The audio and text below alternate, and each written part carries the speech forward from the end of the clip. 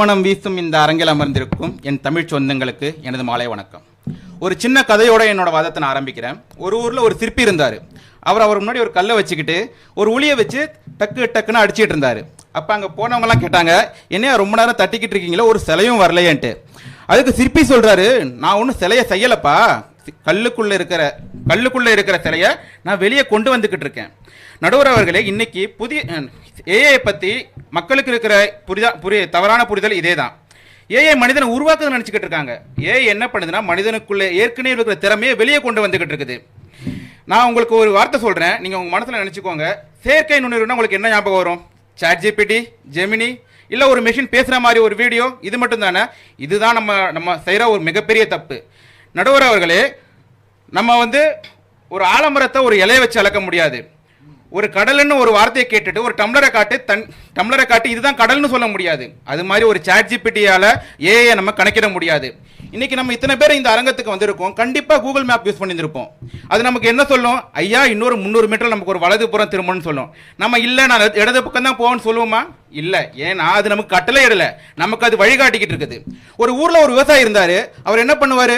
முன்னாடி வானத்தை பார்த்து மழை வருமானு கணிச்சுக்கிட்டு இருந்தார். ஆனால் இன்னைக்கு செயற்கைக்கோள் நமக்கு சொல்லுது, ஐயா இன்னும் 3 மணி நேரத்தில் மழை வரப்போகுது, விதை விதைத்திராதீங்கன்ட்டு. அது அவரை சோம்பேறி ஆக்கலை, அது அவருக்கு சொல்லுது, நஷ்டத்திலிருந்து பாதுகாக்குது. ஒரு மருத்துவர் ஒரு 1000 ஸ்கேன் பார்த்துருக்கலாம், ஆனால் இன்னைக்கு 10 லட்சம் ஸ்கேன் பார்த்துருக்கோம். அது மருத்துவர் வேலையிலிருந்து நிற்கல. அது இப்போ என்ன சொல்லுது? அவரோட முடிவை இன்னும் துல்லியமாக்க ட்ரை பண்ணிக்கிட்டு இருக்குது. இன்னைக்கு இத்தனை மாணவர்கள் நம்ம இருக்காங்க. அவங்கெல்லாம் சொல்லுங்க, நீங்கள் ஃபிசிக்ஸ்லாம் நிறைய படிச்சிருப்பீங்க, நிறைய படிச்சிருப்போம். நம்ம அதை நம்ம புத்தகத்தில் படிக்கிறது ஈஸியாக இருந்ததா, இல்லை ஒரு அனிமேஷனில் படிக்கிறப்ப நமக்கு புரிஞ்சுதா ஈஸியா? உண்மையை சொல்லுங்க. ஏன்னா நமக்கு காட்சி புரிதல் ஈஸியா இருக்குது. அந்த காட்சியை கொடுக்கறது யாரு? ஏஐ. நடுவர் அவர்களே, செயற்கை நுண்ணறிவை பத்தி சொல்லும் பொழுது எனக்கு ஒரு காட்சி நினைவுக்கு வருது. ஒரு பார்வையில்லாத மாணவி, அவ கையில ஒரு புக் இருக்குது. அந்த பொண்ணுக்கு எழுத்துனா என்னன்னே தெரியாது. ஆனா இன்னைக்கு அந்த புத்தகம் அந்த பொண்ணுகிட்ட பேசிக்கிட்டு இருக்குது. யார் பேசுறது? ஏஐ. நடுவர் அவர்களே, அது அந்த பொண்ணுக்கு அந்த புத்தகத்துக்கு குரல் கொடுக்கல, அந்த பொண்ணோட கனவுக்கு குரல் கொடுத்துட்டு இருக்குது. அதனால நான் என்ன சொல்றேன், ChatGPT வச்சு நம்ம ஏஐ கணக்கிட முடியாது. நடுவர் அவர்களே, இன்னைக்கு இந்த தலைப்புல எனக்கு சிறந்த பிடிச்ச ஒரே வார்த்தை என்னதுன்னா, செயற்கை நுண்ணறிவு இல்லை, செதுக்குன்ற வார்த்தை. ஏன்னா ஒரு பொருளை உருவாக்குறது கூட ஈஸி, ஆனால் செதுக்குறது ரொம்ப கஷ்டம். ஒரு மரத்தை ஈஸியாக வெட்டிடலாம், ஆனால் அந்த ஒரு மரத்தை வச்சு வீணை பண்ணுறதுக்கு நமக்கு 2 மாதத்துக்கு மேலே ஆகும். இப்போ நான் அந்த ஓரத்தில் இருந்து கேட்டுட்டு இருந்தேன். எனக்கு எதிரணி நண்பர்கள் பேசுறதையும், இதுக்கு முன்னாடி கவிதையில் ஒருத்தவங்க சொல்லிட்டு போனாங்க, ஏஐ எவ்வளோ டேஞ்சரஸ்ன்ட்டு. ஆனால் எனக்கு இதில் என்ன புரிய வருதுன்னா, அவங்க ஏஐ பற்றி கவலைப்படலை, ஏஐ நம்ம எப்படி யூஸ் பண்ண போகிறோன்றதை பற்றி தான் அவங்க ரொம்ப கவலைப்பட்டுக்கிட்டு இருக்காங்க. ஆனால் நம்ம ஒன்று மறந்துடக்கூடாது, கத்தியை வச்சு கொலையும் செய்யலாம், அதே கத்தியை வச்சு நம்ம சிகிச்சையும் பண்ணலாம். தீயை வச்சு வீட்டை எரிக்கலாம், அதே தீயை வச்சு ஒருத்தரோட பசியும் போக்கலாம். அவங்க என்ன சொன்னாங்கன்னா, ஏஐ மனிதனை சோம்பேறி ஆக்குதுன்றாங்க. நடுவர் அவர்களே, ஏஐ நம்மளுக்கு சோம்பேறி ஆக்கலை. முன்னாடி இதே தான். முன்னாடி எனக்கு எங்கள் பாட்டி சொன்ன ஒரு கதை விஷயம் ஒன்று ஞாபகம் வருது. வாஷிங் மிஷின் வந்துச்சு, மிக்சி கிரைண்டர் வந்துச்சு. என்ன சொன்னாங்க? யாருமே நீ வேலையை பண்ண மாட்டேன்னு சொன்னாங்க. அப்படியா இருக்குது ஆன்சர் நமக்கு என்னோட எதிரணி சொல்லுவாங்க. டிராக்டர் வந்தப்ப என்ன விவசாயம் எழுந்துச்சா? அப்படிலாம் இல்லையே. நான் சொல்றேன், ஏஐ நம்மளோட நேரத்தை கண்டிப்பாக மிச்சப்படுத்தும். ஆனால் அந்த மிச்சப்படுத்தினத்தில் நம்ம அதை நெட்ஃப்ளிக்ஸ் பார்த்து வேஸ்ட் பண்ண போறோமா, இல்லை புதிய கண்டுபிடிப்பு பண்ண போறோன்றது அது நம்ம கையில் மட்டும்தான் இருக்குது. எதிரணிக்காரங்க சொன்னாங்க, ஏஐ வராதனால மக்கள் யோசிக்கவே மாட்டாங்கன்னு.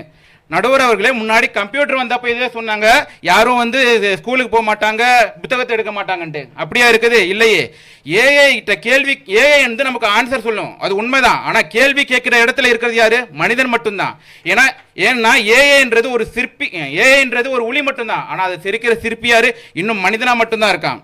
அப்புறம் என்ன சொன்னாங்கன்னா, ஏஐ வர்றதுனால மக்கள்கிட்ட பிரிவினை, மக்கள் யாரும் சகிப்புத்தன்மையில பிரிவினையா இருக்காங்கன்னு சொல்றாங்க.